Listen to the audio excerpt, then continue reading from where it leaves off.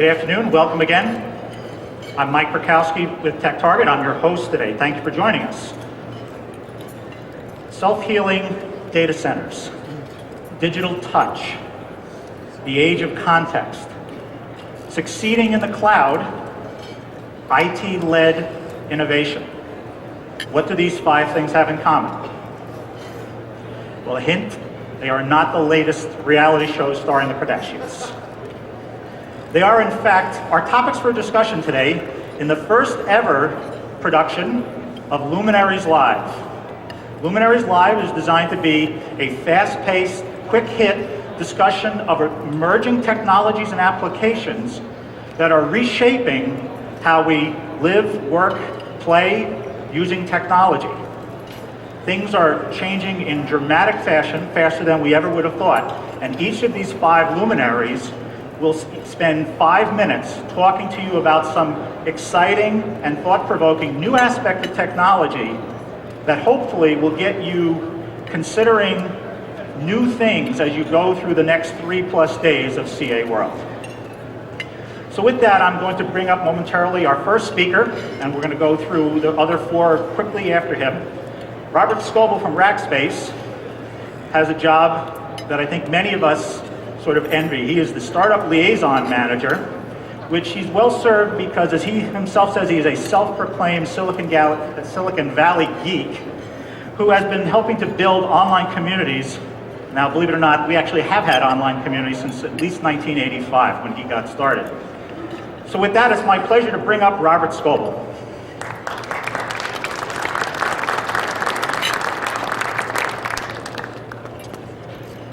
So I have a unique job in the corporate world. Rackspace pays me to go and study startups and innovators.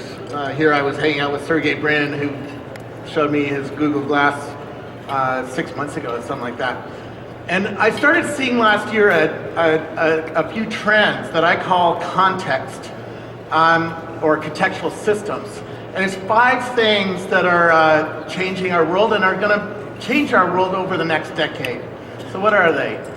First, it's wearable computers. This is the new Google Glass. I'm one of the first people to get it. It's big data and data computation, because these glasses and my watch, which has a heart rate sensor, and my phone, I'm wearing something like 20 sensors on me already, and we're not even into 2015 yet, right?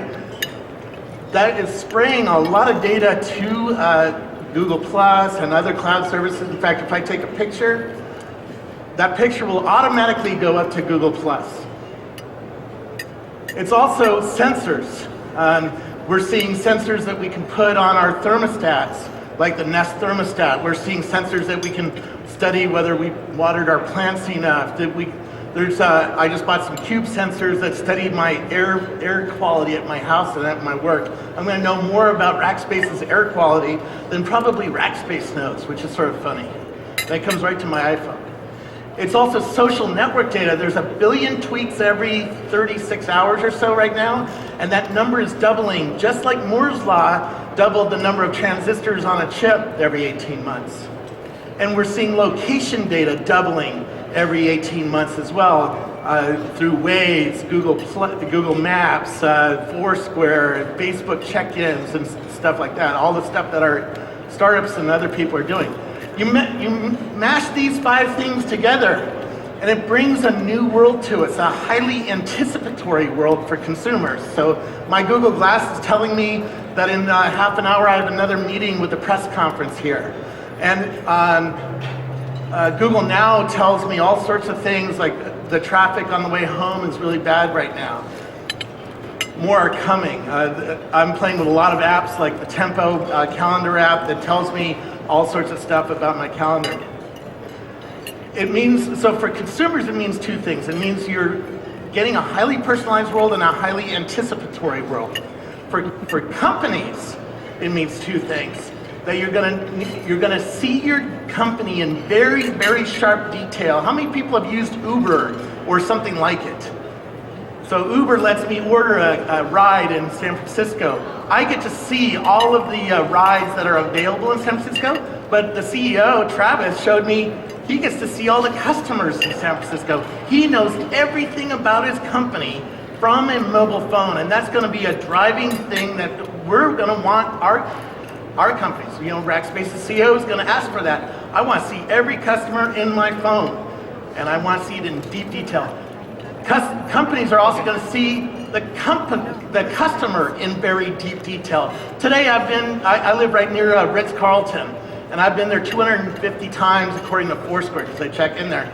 But when I walk in, Ritz doesn't know anything about me. Doesn't know I'm a customer there. Soon it will. Audience FM does.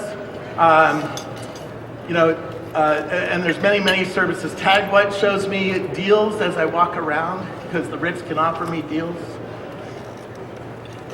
And I'm waiting for my...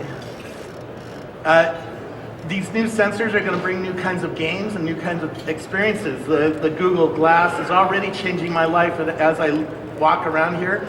There's a $20 breathometer coming out in a month. My brother is going to use it in his bar to play new kinds of drinking games. It snaps on the top of an iPhone. You breathe into it and it tells you how drunk you are. Right? Great thing for Vegas.